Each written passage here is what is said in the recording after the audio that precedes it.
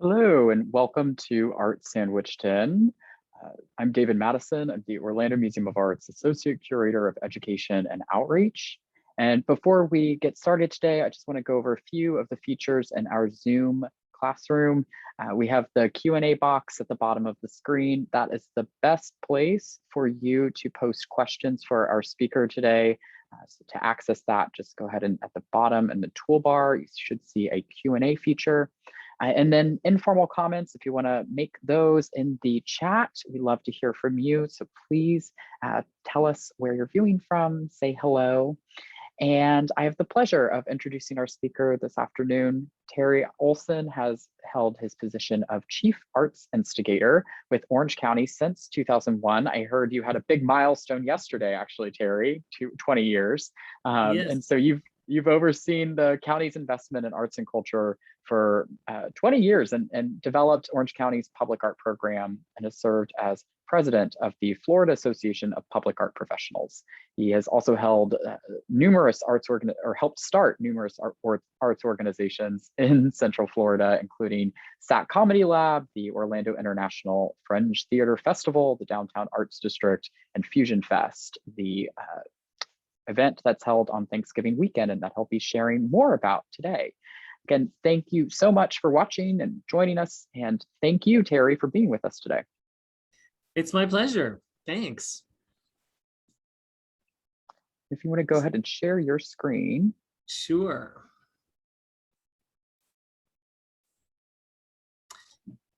So the Office of Arts and Cultural Affairs in Orange County government was created in 2001. I was hired to create this office. Came after a study that the Arts and Cultural Task Force made recommendations to the Board of County Commissioners. They looked at what were funding sources like in our area, what was arts education's role, and what was the inventory of the arts asset that we had. And so the Board of County Commissioners approved creating this office, creating an advisory council, Arts and Cultural Affairs Advisory Council, and most importantly, dedicating 3% of the first 4 cents of what is now a 6-cent tourist development tax. That's a tax on hotel rooms and transient lodging. So it has grown from, it was 4 cents then to 6 cents now. So it's 2% of the entire collection, and that collection is in the hundreds of millions of dollars. So 2% of that yields several $1 million for the arts, which we invest in the arts through cultural tourism programs, cultural facilities programs, and occasionally a blockbuster program. But let me talk about a few other things today. Our public art. We also formalized a public art program at the county once I came. And when a building is built or renovated or expanded, we tend to put 1% aside for art. One example of that would be this sculpture by Mark Fornes called Under Magnitude at the Convention Center. As the Convention Center was refurbishing and renovating, we put out a call for artists, and artists sent us their examples of their work. We chose 4 finalists to make a site-specific proposal, and Mark Fornes, who's a French artist based in Brooklyn, created this piece, 28 feet by 25 feet by 18 feet, I believe, in one of the new renovated lobbies of the convention center. It won an international award.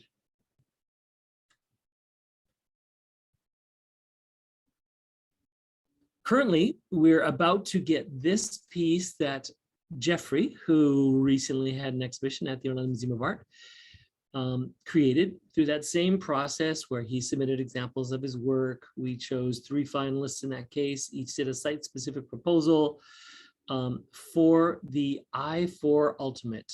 A number of the jurisdictions, Orange County, City of Orlando, City of Winter Park, City of Eatonville, City of Maitland, City of Elton Springs, all were provided some funds from the I-4 Ultimate project for public art. Jeffrey's proposal was not exactly this. It has changed and morphed as we've worked with him, and the location where it's going, which is near the new Grand National overpass of I-4 down by Kirkman Road. And so this is a piece that he created for this called Family Tree. It's in that kind of tourist area where the family comes together. But as you can see, it's part of his series with the box heads and the shiny stainless steel. Interestingly, we were hoping to have this up months ago, but it is finally on a ship from China where it was fabricated. And we are crossed our fingers hoping that it will be installed by the end of this year. And one other piece that was recently finished, Nature Florida by local Jerry Basila. This mosaic on a new park facility, Bomberos Field Park, which is out in the southeast part of the county. She looked at the flora and fauna of the area, and as you can see, we do have these cranes in that area. As she was working, this family of these cranes would come up and look around and try to steal her sponges or brushes, and would jump around and do mating dances and have a lot of fun around her. So I don't know if they appreciated the art as much as the Parks and Recreation people do. This wall by what would be the window for concessions at this park is this beautiful mosaic. So just wanted to give you a few examples of the public art that we do. And then, as you mentioned, I would like to talk about FusionFest. So, you know, art is about human expression and reflects not only thoughts, but culture and cultural heritage. And so as Orange County has become very diverse, a recent study shows that by 2030, we may be the most diverse city in the world. The most diverse city in the world. It's important that we look at that. Who are we serving, and what human expression are we expressing, and what are we learning from each other? You might know that in our public schools, there's 160 different languages spoken. At FusionFest, there have been more than 100 heritages represented in its participants. So anyway, how did this all get started? In 2015, Mayor Jacobs wanted to explore how the county might support diversity, and I held some brainstorming sessions. We came up with some ideas. Nothing really happened, and about a year later, some folks from the Caribbean Cultural Council and the African Leaders Council came to me and said, can't we get some of these ideas going? We thought that having a festival and a parade would be a great idea. So we started with a steering committee, and it eventually led to the festival. Here is a little video that shows you where we got to, and then I'll talk maybe a little bit more of how we got there. FusionFest is an exciting kaleidoscope of colors, sights, sounds, aromas, experiences. There are animated processions with folks from different heritages and flags from all around the world. There's colorful dances, yummy food from all over. You can hear rhythms and tunes from all parts of the world. There's designs, both creative and innovative, and traditional. There's spoken word, poetry slams, storytelling, foreign language, the fun and games stations where you can play a game, celebrations and faiths tent where you can learn about how people experience life around the world. You can relax and enjoy a migration film. They're short films about Central Floridians and their story. It has more than a dozen different elements, and each one is its own exciting thing. But most of all, it is a colorful explosion of the great diversity that we have here. It's an opportunity for you to take a walk around the world without ever leaving downtown and see how we are influencing each other in creating our own unique Central Florida identity together. FusionFest is an example of how we in Central Florida, as a crossroads of the world, can show the world that people of different ethnicities, heritages, lifestyles, cultures can live together on a basis of respect and love instead of fear and hate. We can be the most innovative place in the world because when different cultures come together, they're more innovative and have a far greater effect.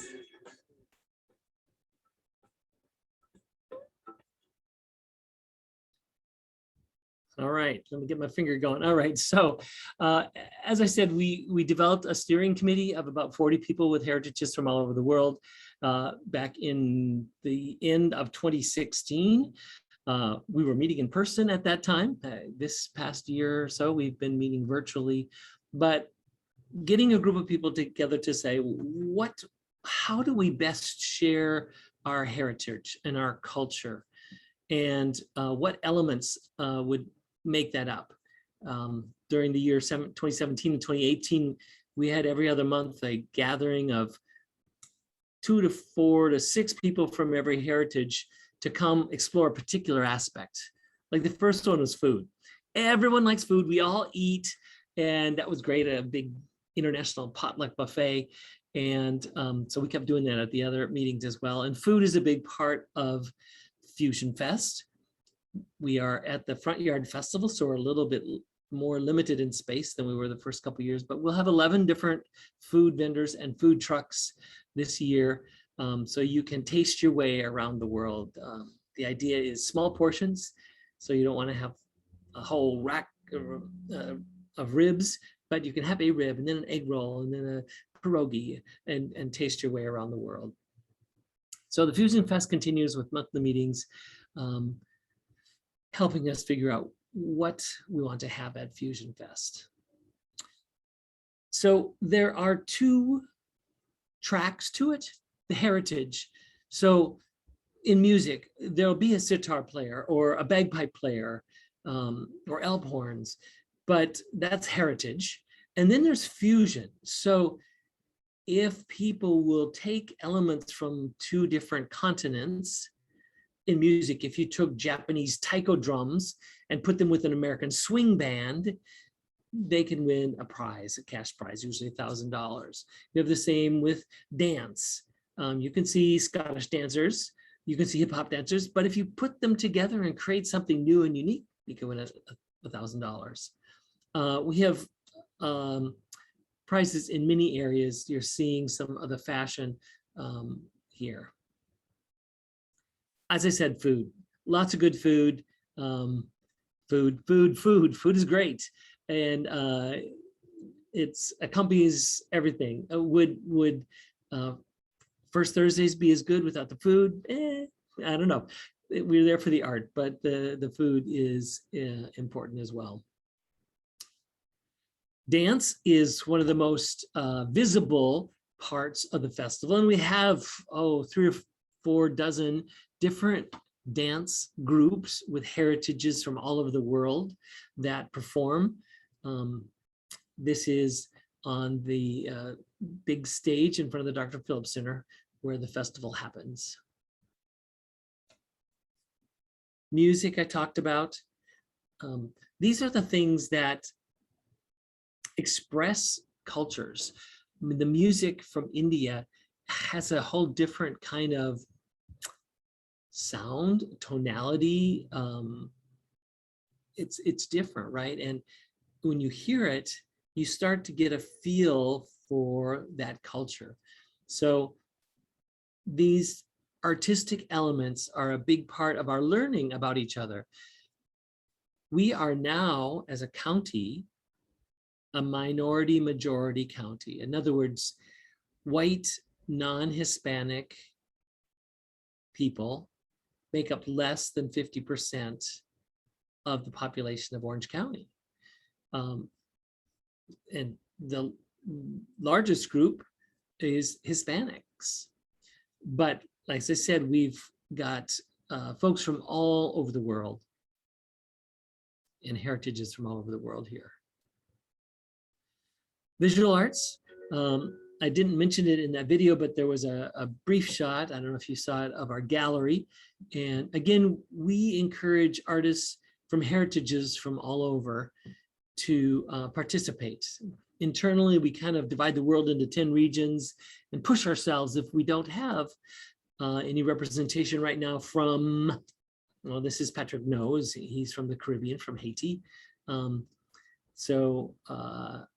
We're glad to have his art in the gallery, but maybe we don't have anything from Eurasia, that Russia, former Soviet countries, Kyrgyzstan, Tajikistan, those stands. So we go hunting because they're here.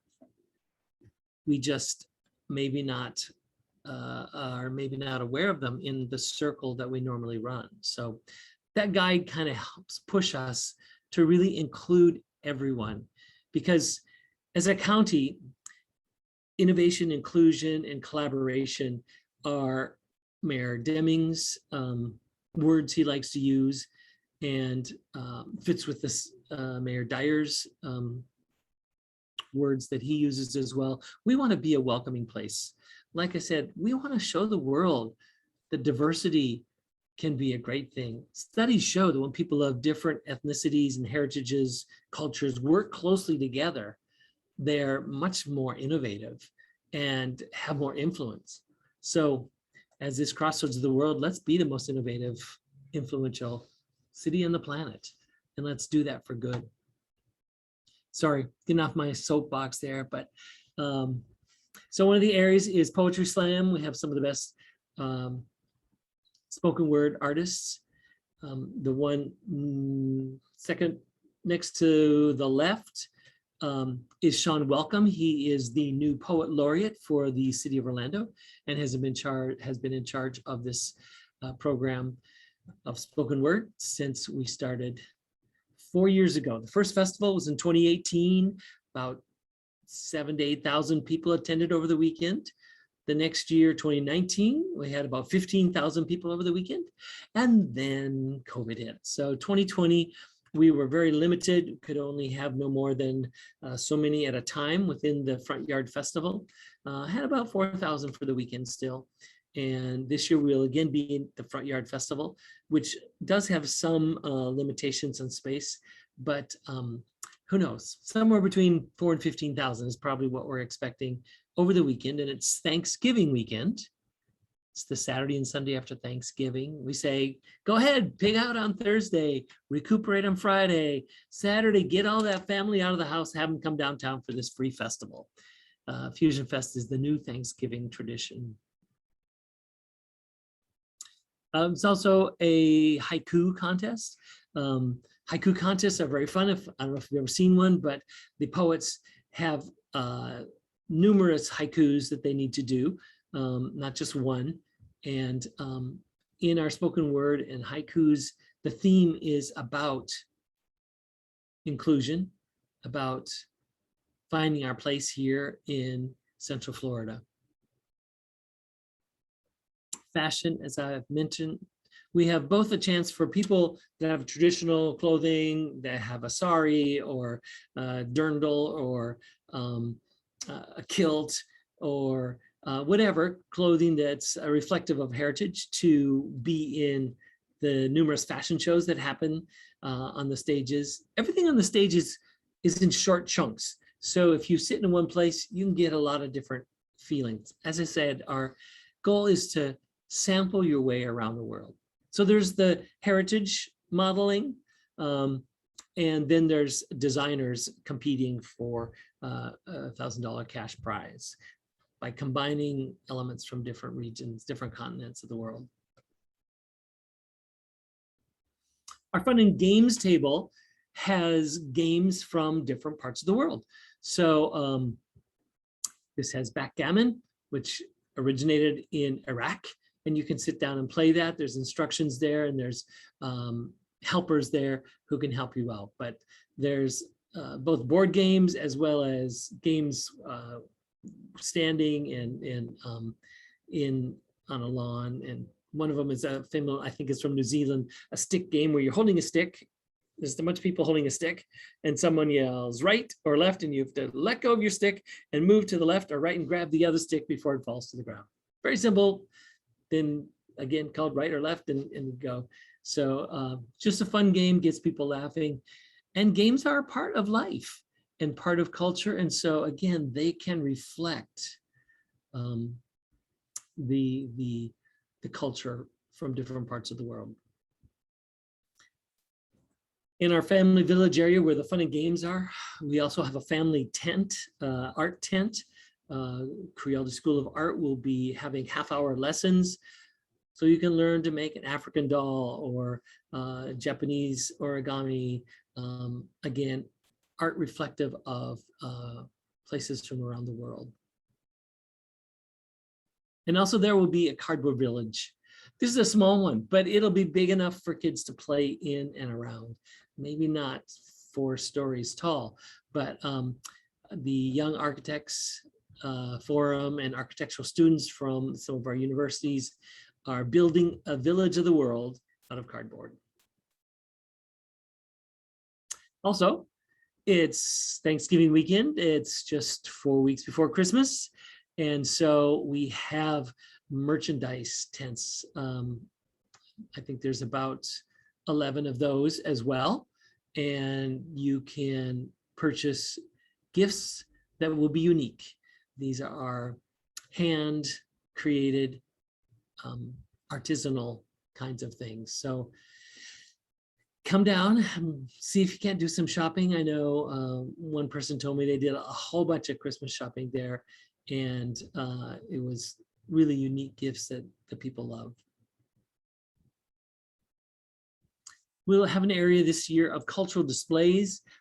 If you know the Front Yard Festival, there are these little platforms called audience boxes or pods, with little ratings around them. And 10 of those pods, each one will be covered and have a display from some culture. Organizations like the Caribbean Cultural Council or the Chinese American Council will be taking charge of creating a display about their culture. There'll also be some about faiths. So you can look at different faith traditions, Jewish like this one, Christian, Muslim, Buddhist, etc. The festival is free. Everyone can come down. It's for the whole family, and there really is something for everyone. If you want food, you have to purchase tokens. You can see 4 tokens there. You can buy 3 tokens for $10. But for a donation to help this go on of $25 or more, you get this VIP passport, which includes 4 tokens. It includes the prize ticket down there on the right. You've got a prize. We have a prize booth with hundreds of items, tickets to different things, very merchandise, art, and you get some choice within a number that you pull at random of what prize you get. And it gets you a raffle ticket for the Fly with FusionFest. This year, Caribbean Airlines is giving 2 tickets to anywhere they fly to the winner of our raffle. And all that you get with your VIP passport of a donation of $25 or more. So I encourage you to do that, to help us support the festival, get a good start on it. You might want even more food tokens as you go around sampling different foods, but that gives you a good start. And I do want to talk about this year, our opening spectacle. The video kind of showed a parade happening. Well, there's not necessarily a parade this year, but there is an opening spectacle. This is going to end with a bunch of colored smoke, not this exact picture, but gives you an idea.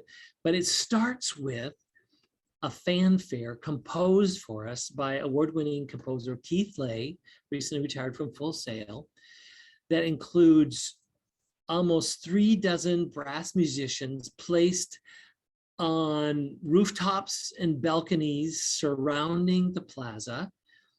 and 5 instruments that he has invented, taking train horns with different pitches and attaching them to a compressed air tank with some computer information. And he has calculated the amount of time it takes for sound to come from the top of the CNL building to reach the center of the plaza, and from the top of the education building at First Methodist, etc. So he's composed like that, and it will be kind of like Alp horns echoing through the mountains, this fanfare. It's a really incredible start to the day, each day. It leads into some song and dance, and also a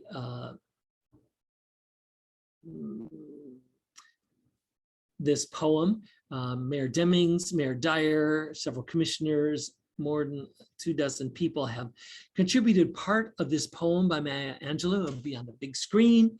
And besides the fanfare, it will end in the anthem that was composed for FusionFest called My Colors. If you've been the last couple of years, you may have heard that song. So anyway, opening spectacle, Saturday, November 27th at 10 a.m.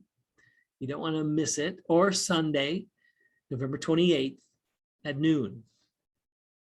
And then the festival ends Sunday evening with the closing award show, where we award prizes. This is last year's winning fusion dance team. But there'll be some performances. You'll find out who wins various things. It's a great way. And that ends at 5:15 on Sunday, the 28th. So, the opening spectacle also includes lots of flags and costume characters, etc. So there you go. I've told you about some of the things that I've been doing, and I would love to take any questions that you might have. Thank you, Terry. That was great. So much. Thank you so much for sharing more about the festival. And I really enjoyed learning more about the works that you've done with the county as well. I have a few questions. I know Sandy Stern has asked, just to clarify, for the Fusion Fest, it's the weekend after Thanksgiving. It's November 27th and 28th, correct? Yes. Okay, so those are the dates. Thanksgiving weekend, yep. Thanksgiving weekend. And since you started actually with the county, I did have kind of a question about maybe some of the challenges you've faced with curating for public art. And the flip side of that is the rewards. So the challenges and rewards of working with curating in public space. Exactly. Well, I liken it to when I was an arts entrepreneur with SAK or the Fringe Festival or any of those. We'd have a great idea and we didn't have any resources, but we'd kind of scramble something together and we get it started and we do it. Now, if we have a great idea, I prepare some presentations and we work through a process, and 2 years later, I have a lot of resources and can do it. So it's about bureaucracy. Time and yes. Yeah. Okay. So the celebration of my 20 years yesterday, I think, was a celebration that I survived 20 years of bureaucracy. All right, I love that. Bureaucracy is because we don't trust each other, and as taxpayers, we pay our taxes, and we don't trust. So we've got people checking people to make sure that it's not being wasted. Well, I could also see that with public art being very, very necessary, right? Because you're choosing works, and art is subjective. You're choosing works to put in these spaces that we're all meant to enjoy or to cohabitate in. It's very different than working in a museum where the institutional authority kind of gives it that credence. So public art is a very different creature. Before we had a public art program here, before I came on, if there was art, it was because the person in charge of whatever, Linda Chapin, when she was building the new courthouse, she wanted it to have art. And so they had public art. Actually, there's more than 100 pieces of art in the first 4 floors of the Orange County Courthouse. Some two kind of collections, one from the art from the WPA era and others of Florida artists, more contemporary Florida artists. So a place that people might not think to go look at art is the Orange County Courthouse. The atrium is 4 floors and each floor has art around it. So, but what I was saying is there was no organized program. So now when there's money available from a public building, we have a process in place. And the problem often when public art gets a bad name is because it hasn't been a public process. I'll take, for instance, the Tower of Light in front of Orlando City Hall. I don't know exactly the process, but I believe one high-ranking official in the city said, "Oh, I want that." And it was plopped there without many people knowing much about it or about Mr. Carpenter, the artist who is world-renowned. So the first voices that said, "Oh, what a waste of money," or "Look at that thing, it stinks," is a big voice because it's the first public voices. Whereas if you have a public process where people, decision makers, the kind of people that are the people that speak up about things, are aware of something that's coming and that there's a process being put in place, then if someone says, "I don't like it, it stinks," they're just a little voice in a sea of people that understand that this artist from the West Coast has done things all over. This Tower of Glass is seen in art slideshows in different places. The glass is this special pearl glass that comes from Japan. When there's that knowledge about, because it's been a public process. Mm-hmm. We are a young community, so unlike some cities, when a piece of art is going into a certain area, it's really important that that community know about it because it's a community that has a history and sticks together. We don't have a lot of communities that have much history. Pine Hills, one of the first bedroom communities for Orlando, does have a history. It's very diverse. And so when we've done things there, it's been very important that we have community members involved in that process. So the artist selection panel that I put together usually includes some art professionals, teachers or museum people or artists themselves. It has stakeholders, which would be people that are going to be in that building and running that building, as well as community people. And maybe the designer, that kind of thing. So we put together a mix of people. That first piece I show you under magnitude at the convention center was a good example of how that dynamic works. We had one artist's proposal that was very intricate and was a museum kind of piece. But our folks from the convention center said, "We're never going to be able to maintain that. It's going to be, and it'll get lost in all of the banners that go up for the conventions. This isn't a museum, it's a commercial place." So those voices helped us come together to say, this is what's going to be good. And you notice it was white, but that white actually stands out when you've got the car dealers with their banners all over the place or whatever it is. Mm-hmm. So there's so many more dimensions to public space, right, than many of us think about, right? We walk into a building and we think, oh, what a beautiful art object. We forget about all of the bureaucracy, but also the sharing of authority that you've done, the multiple steps that you have to go through. So thank you. I think that illuminates it a little bit more. What is the most rewarding piece, or rewarding experience, I would say, that you've had in the past 20 years with curating these objects? Well, that piece under magnitude has been our largest commission and the longest. When you're having to shut down a concourse of the convention center, there's only certain times during the whole year. And if you miss that window of a week or two, and this took several weeks to install, they've got to wait a year. So getting all that coordinated, so that was big. But I think what's, and I didn't mention this, we created, I think 6 years ago, a sculpture on the lawn program at the Orange County Administration Center downtown on Roslyn and Jackson and Church Street. There's a big lawn. Actually, I think originally it was set aside to build a second tower to the Orange County Administration Center, but that's not happening, I don't think. Well, certainly not in the last 20 years anyway. So we put 4 12-foot by 12-foot pads there. And each year we rent a sculpture from somebody, 4 different ones. And that's a call that we put out through, there's a system, public art system called Call for Entry, or CAFE for short, which artists from all over the world have their images of their work there. And so it's really easy to online look at.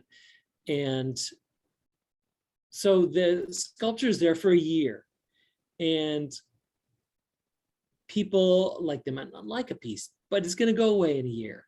Or people really love it. Oh, can that stay? And once in a while, we've had a piece stay for more than a year. But I think that program is great. I'm not in the administration building. This office I'm in now is a couple blocks away. I just love it when I walk over there, which I did yesterday. And a family was up exploring one of the pieces of sculpture and taking a picture of it. We have this one now, it's a big hand with a kind of opening and an orange on it. And the kids were playing inside that and getting together and taking a picture with the sculpture. So I usually try to take a picture of the people taking a picture, but I'm often too slow to get it. Actually, I think I did get that one yesterday. See, when I see kids climbing on artworks, I get a little nervous. That's a little bit of a difference, I would say, for being in a museum. Oh, but, yeah. But it's a really rewarding experience. I can see that, seeing them public engage. Art is a different thing. Obviously has some of the same goals of providing our citizens and visitors with a visual library. Sometimes people say, well, don't you want to just get local artists? Well, I say, would you want to go to a library that only had local authors? No, you want the best in the world that you can afford. I mean, we can't afford the very best in the world. Now, Miami Beach, they sometimes can spend millions on a piece of their Robert Indiana is pretty great. So, but we don't have that kind of budget here. But currently one of our pieces comes from, I think, the Czech Republic. And a piece next year is coming, I think, from Italy. So there's some international ones, but we've also had local ones. Plus, it's great for, we don't want our artists that are here to be excluded from being accepted in Denver or wherever. So, and it's as an artist, you want to say, well, I was chosen because I'm the best of what's local. No, you want to say, I'm the best that they chose. And so we've had numerous artists that are local that have won. And local artists always have an advantage because, one, we have a set budget. And so transportation costs eat into that budget. When you're talking about commissioning, finding out who's going to fabricate it, a local artist knows where they can get the best fabrication that they want as close to the site as possible. They don't have to travel. They also know the gestalt of what we're looking for. I mean, they can drive out to the convention center anytime and take a look at it, but they also know what we're like here. So local artists always have an advantage. Absolutely. They know what's the best. I could see that. And if anyone else has a question, please feel free to pose one. I have just one more for you, Terry, about the festival. I think you did a fantastic job sharing about how you balance kind of the need to respect kind of cultural difference, cultural heritage, with also creating these connections of empathy and fostering a sense of maybe even a shared humanity. And I think that's the beauty of FusionFest. It's just that one weekend though, and I'm wondering if you could share a little bit more about how do you expand the momentum from that weekend? How do you keep that going? I am so glad you asked, because we have expanded to monthly and weekly activities. One monthly item relates to food. Remember how I talked about food a bunch? Food is so important. So we have a monthly diversitastic dining experience where we choose a local restaurant, locally owned family, usually restaurant of a particular heritage. So our last one was a Yemeni restaurant. And we put together a menu that includes a full meal and then cultural presentation, music or dance or visual arts, or in this case, it was actually a teenager who had just returned from his homeland in Yemen and gave what I would call would be a stand-up comedy routine about Yemen and Yemenis culture. It was great. But so those tickets we offer on fusionfest.org, which is our website, and people can join us for that. And it's great. That's great. Yeah. Food and family and entertainment. What's not to love it? What's not to love? Do they need to book tickets for FusionFest for the actual festival coming up? Is there a call to action here for what people need to do to get prepared? It's a free festival, so they can just come on down. There's no reservations needed. I would encourage them to help us support the festival by buying a VIP passport. Yeah, that sounds like a great deal. So it's $25, right? Yeah, donation of $25 or more. But you can get them there at the festival. So wonderful. When you come in, do that. Stop right there. And the prize tent is right next to it. You can take your prize ticket and get your prize. So yeah, and also monthly. One of the programs that I didn't talk about much was our migration film, MYDRATION, migration. And that program each year, a couple months ahead, like the last weekend of August, we randomly pair about 20 filmmakers with 20 people who will tell their story. And they have 5 days to make a short film, a 3 to 5 minute film about that person. So we get these great stories, these great glimpses into the lives of our neighbors.